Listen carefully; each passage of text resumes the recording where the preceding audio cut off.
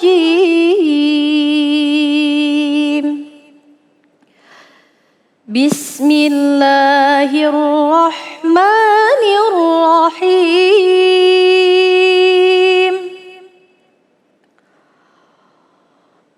والله جعل لكم من أنفسكم أزواجا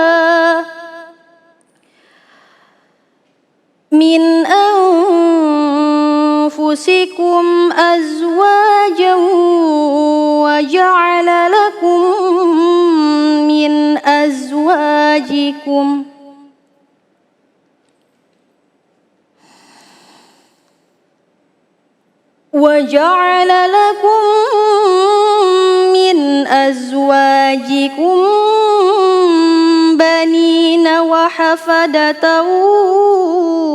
ورزقكم من الطيبات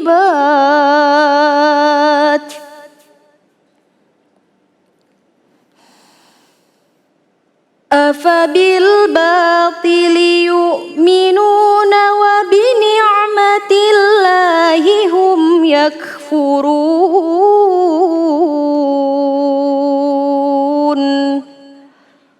صدق الله العظيم.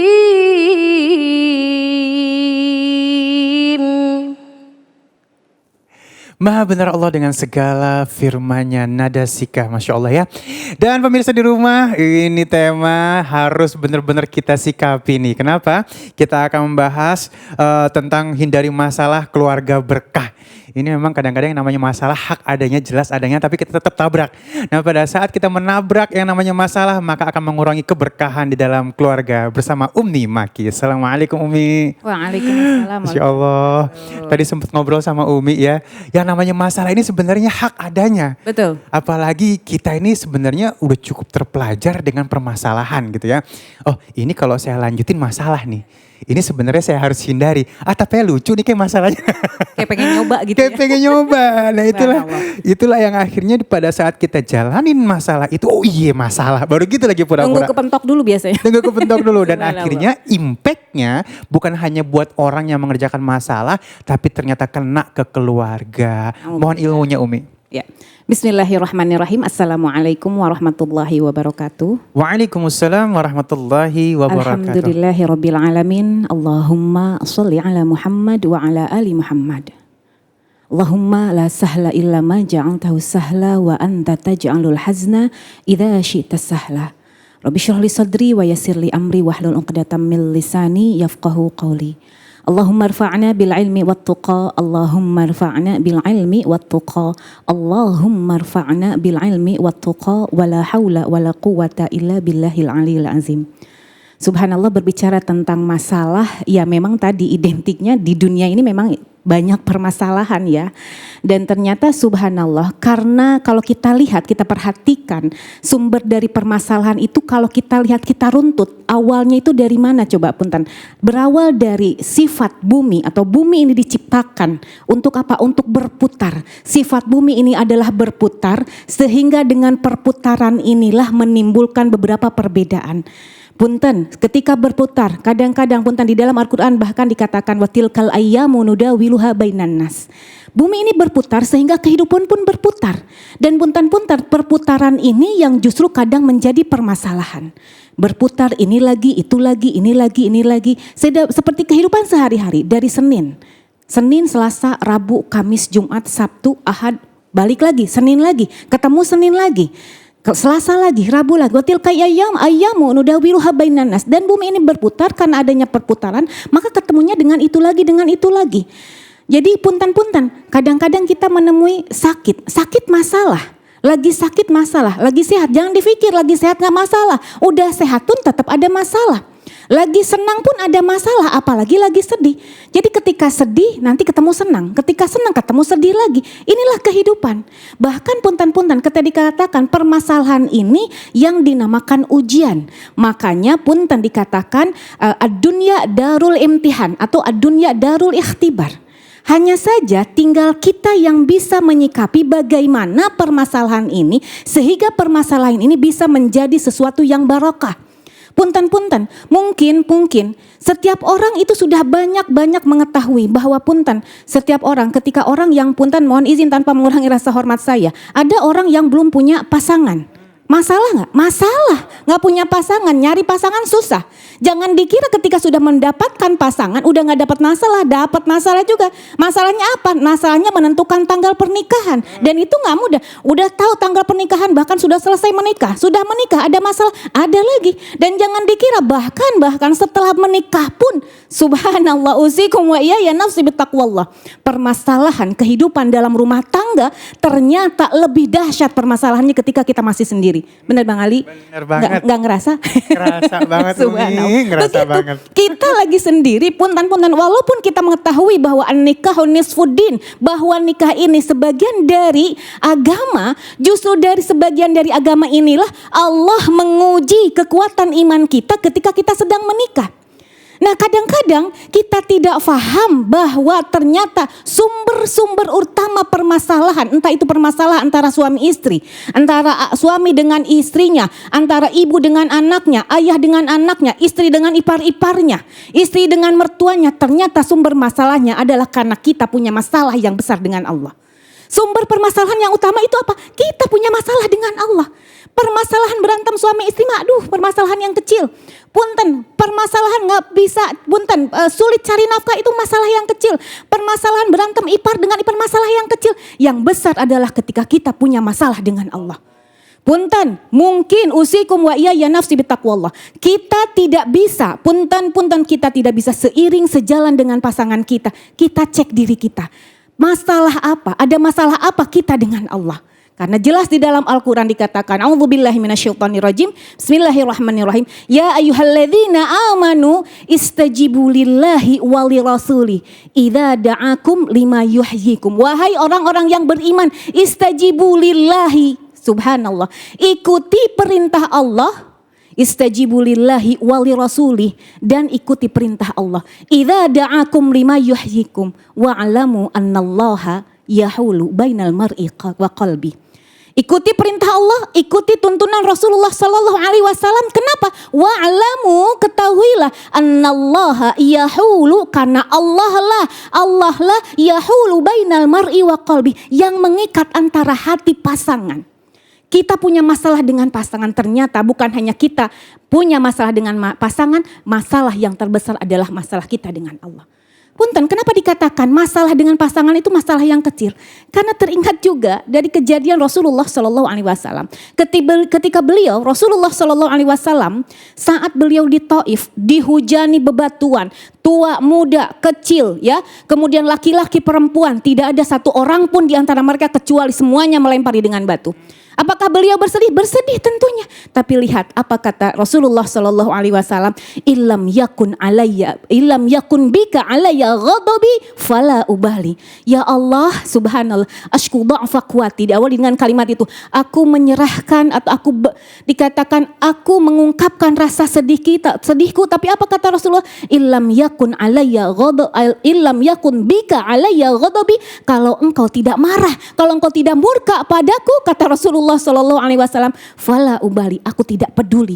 Jadi punten kita, pasangan kita, punten usikum wa iyaya nafsi bittaqwallah. Apalagi zaman sekarang, zaman PSBB, ya, zaman punten yang namanya corona sudah sangat-sangat merajalela. Kadang-kadang tidak sedikit, bahkan ternyata diketahui tingkat perceraian, Bang Ali, di zaman sekarang lebih tinggi daripada sebelum-sebelumnya. Dan ternyata bukan hanya permasalahan antara suami istri saja, yang belum diperbaiki adalah antara dia dengan Allah. Dan ternyata kalau kita sudah bebas bermasalah dengan Allah, tidak ada masalah dengan Allah, kita beriman, kalau kita mengaku kita iman kepada Allah, maka apa dikatakan? Bertakwa kepada Allah. Takwa itu intinya apa? Takwa intinya adalah mengikuti perintah Allah, menjauhi larangan Allah. Subhanallah. Dikatakan di dalam Al-Quran juga dikatakan, walau annal qura Amanu wattaqu, seandainya subhanallah penduduk negeri ini amanu, beriman kepada Allah, wattaqu, dan bertakwa ini mengikuti segala perintah Allah dan menjauhi larangan Allah, dikatakan apa? La fatahna alaihim, subhanallah, akan kami bukakan apa? Barokat. Barokat itu apa? Subhanallah, Allah tidak mengatakan rizki, tapi apa? Barokah. Barokah itu karena apa? Karena inti dari rizki itu adalah berkah.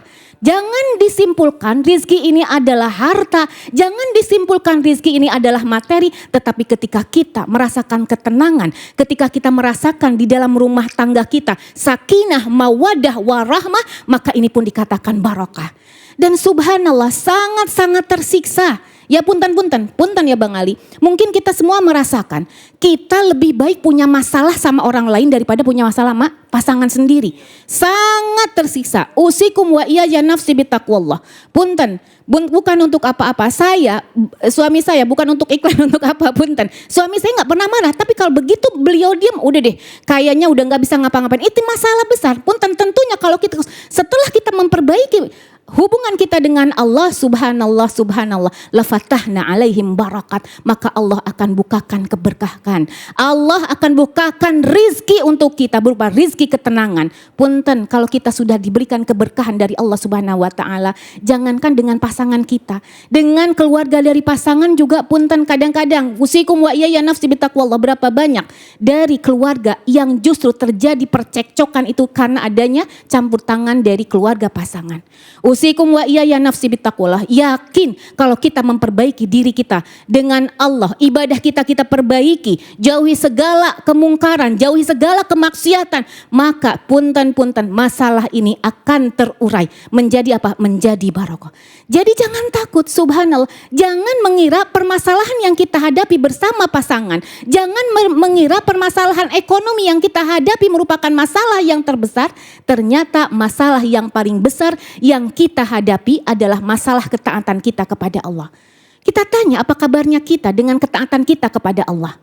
Kita tanya diri kita apa kabarnya kita dengan kemaksiatan-kemaksiatan yang telah kita lakukan. Sudahkah kita taubati? Sudahkah kita tinggalkan? Karena punten berapa banyak di antara kita menganggap satu kemaksiatan itu adalah hal yang kecil. Dosa kecil, punten kalau ingin disampaikan, ternyata dosa kecil ini kalau dicontohkan, Bang Ali, kalau misalnya saya lewat di antara ibu-ibu majelis taklim, saya lewat kerudung saya menyingkap hidung orang yang lagi duduk, itu dikatakan dosa kecil. Bagaimana kabarnya dengan dosa besar? Sementara na'udzubillah, kita kadang-kadang jangankan dosa kecil, dosa besar pun kita tidak hindari. Padahal subhanallah, apapun yang kita inginkan, permasalahan yang kita hadapi tidak kunjung selesai, ternyata bisa jadi karena banyak dosa-dosa kita yang belum kita taubati. Wallahu a'lam. Ya Allah, Masya Allah Umi, makasih ilmunya tuh ya. Artinya kalau misalnya saat ini kita masih dirundung masalah, kita perbaiki dulu dengan urusan kita dengan Allah Subhanahu wa Ta'ala ya. Insya Allah masalahnya akan kelar semuanya. Makasih Umi ilmunya. Dan sesaat lagi kita akan masih bertemu dengan Umi, kita akan membahas tentang, namun sebelumnya ini ada pertanyaan nih dari media sosial Umi, mohon izin. Ini dari @Rafian Fasa namanya ya. Kalau ipar yang ngesil, ini dia nih keluarga, baru diceritain tadi ya.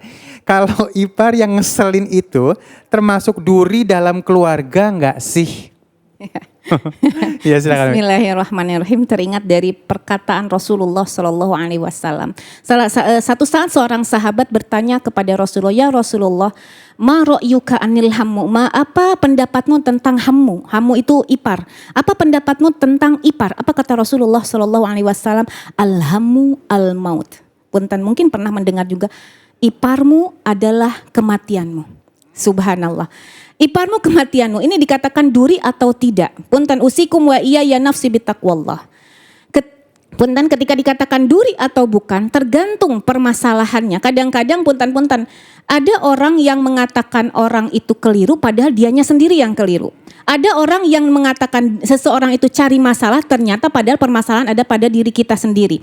Nah, dikatakan apakah ipar juga dikatakan duri? Bukan hanya duri. Rasulullah Shallallahu Alaihi Wasallam jelas-jelas mengatakan alhammu al maut. Ipar itu adalah kematian. Artinya punten. Makanya Rasulullah Shallallahu Alaihi Wasallam sangat melarang ketika ada pasangan suami istri sudah menikah, sudah tinggal di satu rumah, maka Rasulullah Shallallahu Alaihi Wasallam sangat melarang satu ipar untuk tinggal di rumahnya. Sangat dilarang. Apalagi misalnya iparnya itu ipar dari istrinya seorang perempuan. Atau ipar dari laki-laki itu seorang laki-laki. Ini sangat-sangat dilarang. Ini kejadian di satu jazirah Arab, sehingga ternyata naudzubillah dari ipar itulah rumah tangga berantakan. Naudzubillah. Tetapi ketika kita bisa menjalin silaturahim dengan ipar, maka insya Allah silaturahim yang baik, ukhuwah yang baik, maka insya Allah kita akan terhindar dari yang namanya duri. Niatkan berhubungan baik dengan ipar karena Allah Ta'ala. Iya, aduh kalau gitu hitungannya bukan muhrim tuh ya. Iya, bukan muhrim. Iya, dan setan bisa nyari celah untuk menggoda di sana ya. Baik, Masya Allah, kita masih akan bertemu dengan Umi lagi nanti. Sesuai dengan tema kita yang ketiga, menghibur orang sakit nih kita ya. Insya Allah ada berkahnya pada saat kita menghibur orang yang sakit. Jangan kemana-mana, tetap bersama kami di Cahaya Hati Indonesia.